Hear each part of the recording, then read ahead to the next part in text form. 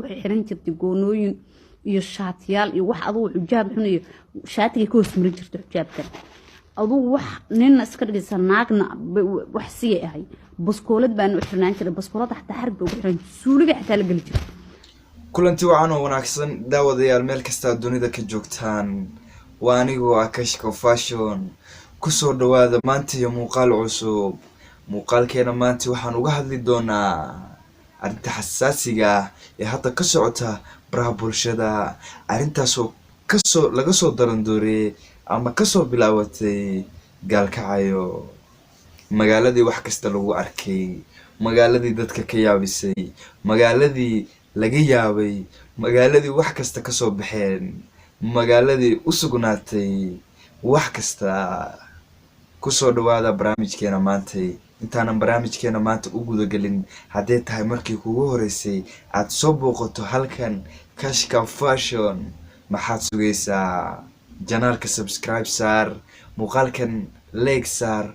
comment ka soo bixi oo share gareey aad iyo aad u mahadsan tahay haddaba muuqaalkeena maanta inta u guda galin waxa raba asxaabteeda qaaliga ah ee markasta ila socota ee markasta waxa xaalkiigu yahay oo ee markasta iska warhayno ee halkan aan ku wada kulanno ee wixii cusub aan soo wada koobno ka wada xaajoono haddaba waxaan rabaa dadka cusub hadda xataa nagu soo biiray inay arrintan la socdaan waxa bilaabanaya marrow dhar online lagu gadaayo dharkaas oo laga yaabo inay ku cajibiyaan dharkaas oo ku soo saari doona dharkaas uu ka soo fikiray Kashka Fashion maadaama waxaanu hayba tahay waxaad ogaataan in laga dhisi doono wax kasto idinka in raali geliya dharkaas waxay bilaaban doonaan bisha dambe balse waa in la socodsiin doonaa xaalku meeshuu ku ekaado Allah nin adduunyo joogo maxaa aragti ku laaban magaaladii wax kasta ka soo baxeen magaaladii laga yaabay magaaladii caalamku faraha u taageen magaaladii qaramada midooba wax ka qaban weylay Gaalkacyo nabadba wale Gaalkacyo waa loo yaabay gacmaha loo taagay Gaalkacyo gacmaha loo taagay Gaalkacyo waxay ba taagan tahayba aniga iska daa Soomaaliye adduunyada wax ay qaban waaye wax kasta ka soo baxay wax kasta lagu arag sheekadu hadda waxay maraysaa caalam tar soo dhaaftay marka intaanan maanta barnaamijkeena aan falanqeen oo sidii burka u rufaajin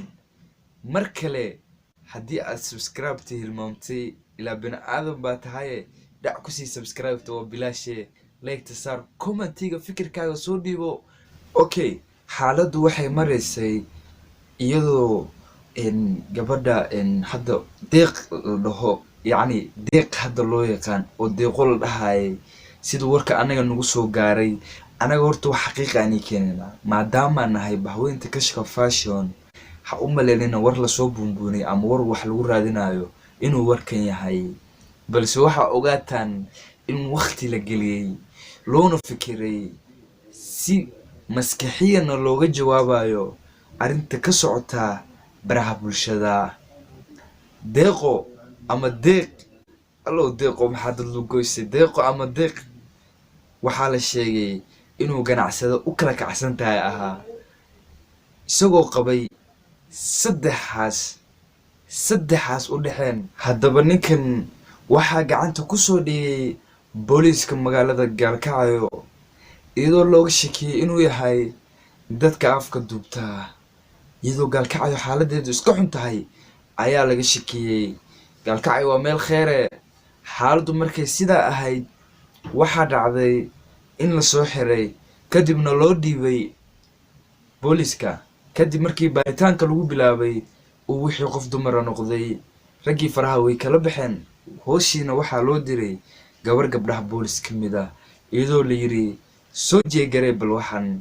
kadib waxaa la ogaaday waxaan inuu yahay gabar uusan ahayn nin raga halka maraba waxaa inii doon doonaa qaabkii loo qabsay iyo isagoo qiranaya deeqo ama deeq inay gabar tahay saacadu markay ahayd 10kii barqanimo ayaa waxa la soo qabtay nin lagu magacaabo deeqo oo aad arkaysaan deeq la yiraahdo magaciisa ninnimo uu ku sheegto laakiin magaciisa dhabta la yiraahdo deeqo Cabdullaahi Aadan oo in muddo magaaladan ku noolayd oo matalaysa inay nin tahay dumar badan xiriir la yeelatay sida aragtaan hubaysan oo magaaladan muddo badan dhex maraysay iyadoo nin ah waxaan ku guulaysanay inaan helno muddo dheer ka bacdi inaan gacanta ku soo dhigno deeq oo magaciisu deeqa yahay baaritaan dheer ka bacdi waxaan ogaanay inay tahay qof haween ah ujeedada iyo danta ay kala hayna wali hadda baaritaan bay ku jirtaa waxaan noo cadeeyay ciidanka booliiska haween baa ku jira baaritaan ay ku sameeyeen baa waxaa ka soo baxday inay tahay qof haween ah waxay u isticmaali jirtay nin ahaan oo qalabka ninkay ka dhiganaysay dhexdu ugu xirnaa markii baaritaanka lagu sameeyeen waxaa ka soo baxay in waxaani ay nin ahaan u isticmaalaysay iyadoo waa su'aali kartaan inay dumar tahay aniga hadda af jooga lama adeega iyada baa joogtaa idinta liigu soo eedeeyey waa ay jidhaa dumar baana qofka waxaan u watay dukaan baan leeyahay dukaankan ku waardiyeysto meel goondhare ah qofna kuma dilaano qofna wax kuma yeelo gabadhan gabar cunug iyo ayadaba nafteeda halidaysa baan gurigeyga keenaanu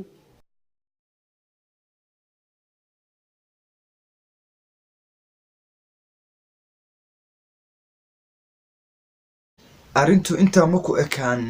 xaaladdu way sii socotay xaaladdu farahay ka baxday xaaladdu dad dariskeeda ahaa oo xaalkeeda ka shakisanaa ayay soo gaartay xaaladdu dad hurday oo hurdo ku jiray ayay hurdada ka kicisay oo wixii niyaddooda ku jiray baraha bulshada ku soo bandhigay hadda waxaa hadlaysa gabar ka mid ah gabdhihii dariska la ahaa deeq ama deeqo gabadhaasoo ka sheekeynaysa kana hadlaysa fasiraysana shakigii kaga jiray markaas ninkan iyadoo gabdhaha ay wiilka gabadhan deeqa isla deganaayeen ay sheegeen inay ka baxsan waayeen ninka gabadhan oo ninka iska dhigaysaba balse aniga hawshan waa iga weyn tahay aniga kabtan ma ii gasho waxaa si fiican oo tayo leh inii fahansiinaya gabadhaas oo daris la ahayd deeqo iyadoo inaga dhaadhicin doonto wax kasta oo soo dhex maray iyo wax kasta ay ka soo aragtay iyo wax kasta oo looga sheegay bal aan idinkana dhex baxo idinkayo gabadha alla maanta waxaan qosol ilaahay naagta magaalada gaalkacyo lagu qabtay taari xalay khadka waan ka dhacsanaay naagta magaalada gaalkacyo lagu qabtay ee xarunta gobolka mudug baan idinka ka sheekeynaa naagta hadda ka hor jaar bay nala ahaan jirtay haddii jaar nala ahaan jirtay gabdho aan saaxiib ahayn bay guriga la deganaan jirtay haddii la deganaan jirtay waxaa la yiri naagta waxaa la oran jiray deeqo xaafadda markaas naag ahaan bay ku deganay naag ahaan markay ku dareen deeqa la oran jiray naagtani waxay xiran jirtay goonooyin iyo shaatiyaal iyo wax aduu xijaab xun iyo shaatiga ka hoosmarin jirtay xijaabkan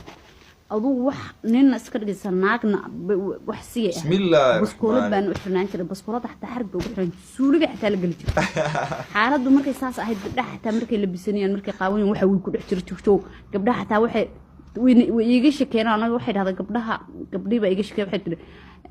وينتا تهابن جرتي حتى هبل والله واشرمتا حقت كيفيسا waxbay nagu oran jirtay tir sidii haday ku deganeyd maalintii dambe oo naagta ay naagtahay gaari bay wadan jirtay marketu ah gaariga haday wadan jirtay gaariga waxa ku qornaan jirtay dabadiisa deeqyare naagtani waxay aadi jirtaan sidii koonfur iyo waqooyi iskaga gooshi jirtay koonfurtana way tigi jirtay oo dhanka baraxley ah waqooyigana tigi jirtay dhanka Puntland ah iyo dhanka galmudug aduu saas haday naagta ay naagtuna way qiili jirtaan isna aduu kulli naagtan hadaan markii dambe fiirinay arrimaheedu ma yareen aduu naagta haday saas ahayn maalintii dambe waxay maatay gabdhii waxay ku dhahlay waxa soo socda gabar walaalkee qabo baa soo socota oo dumaashi aan oo ahay oo cunug wadata soo socotay gabdhii ku wargelisay mugta okay hameenkii galabkii gabadhii markay keentay cunug bay wadataa gabadhu cashay doontay naagti deeqal dhahay cashay doontay naagti deeqal dhahay hadday casho doontay waaba gabadhii oo warantoo tiri naa walaala la iswareystoo tiri mayaanay ninkan baa qaba deeqyaraan la dhahaa naa gabadhan deeqaa la dhahay deeqyara lama reheysay kuu qabtaa gurigiiba geliso boorsadii waa mariyo iyo macawse iyo balaayo nimaneed adugu markii uu abaaheelaydi cashadii keentay oo midhaa u warantay isla hameenkii bay carareenba isla hameenkii annaga waxaan go'aansanay inaanu boolis ku wargelino arrintan oo hameenkii intii cashada ku maqnaa oo arrintii naloo sheegay anagu waa shirnay waxaan arrintan booliskan ku wargelinaynaa naagtaana waaba dadka madaxa duubka dadka ku laaya waa mishmaysato waa nin iyo naag wuxuuna kala garamayna booliskan wacayna haddaan niro arrintii anaga aan qorsheynay intay habaay maqnayd intaanba anagu arrintii qorsheynayna inta timid guriga ka carreenba big alaabti saxtaa uu ka tegay haddaba daawade muuqaalkeeni maantay aan uga hadlaynay arrinkaas waxaa jeclaan lahaa halkaa inaan kusoo gabagabeeyo mana rabo inaan kusii dheeraado waayo ma fiicna in laisku dheeraado balse ani waxaan usoo galay muuqaalkaasna u diyaariyey inaad ku qanacdaan yacni inaad mar dambe la sii wadin halka lagu joojiyo anaa xiray youtuberada anaana ugu dambeeyay muuqaalkaas anaa kusoo afjaray marka waxaa jira dhar online lagu gadaayo dharkaas oo ah dhar kal iyo laab u diyaarsan dharkaas oo hadda ka hirgalaya Nairobi oo kaliya taageerayaasha Nairobi jooga ama daawadayaasha Nairobi jooga ee nagu xiran way nala soo xiriiri karaan contactigana waa lambarkan intaan muuqaal lamid ku kulmi doono waa Kashka Fashion oo idin leh sug qofkan subscribe saareen isagay u taalaa qofkii saarena wuxuu la socon doonaa maalin kasta muuqaal aad iyo aad u xiiso badan oo ka saari doona stresska haya waa Kashka Fashion oo idin leh isma dhaafno waa inoo muuqaalkan muuqaal xiga iyo muuqaal kal iyo laab u diyaarsan bye bye guys see you next video oo maasantiin